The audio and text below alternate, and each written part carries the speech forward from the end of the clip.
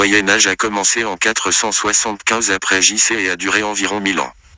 Nommez 3 changements que les églises ont fait pendant cette période.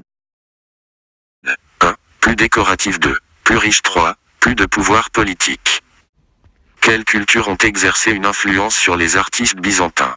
1. Romane. 2. Grecque. 3. Orientale. Pourquoi les architectes qui créant des structures romanes ne pouvaient pas y inclure beaucoup de fenêtres? Les fenêtres étaient trop lourds et épais. Par conséquent, l'intérieur des édifices romans était sombre.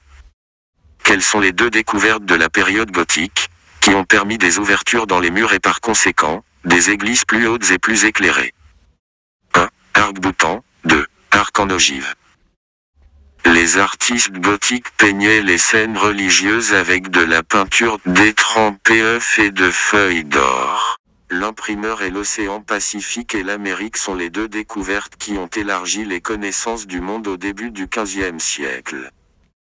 Les personnes non religieuses s'appellent les laïcs. La Renaissance a vu renaître quelles 2 cultures antiques? 1. Grec. 2. Romain.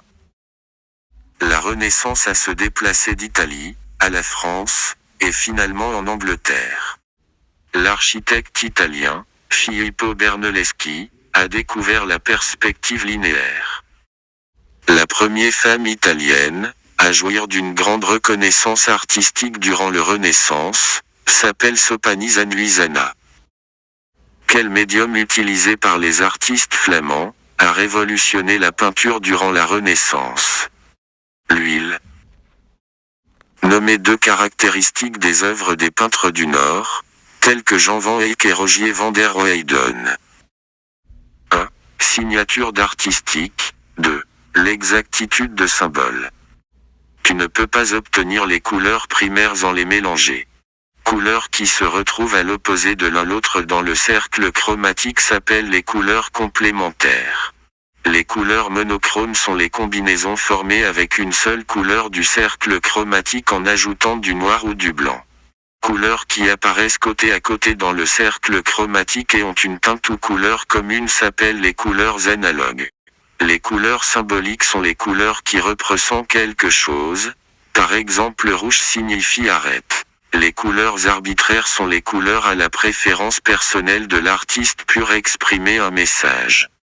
Les couleurs secondaires sont les couleurs créées par mélanger 2 couleurs primaires ensemble.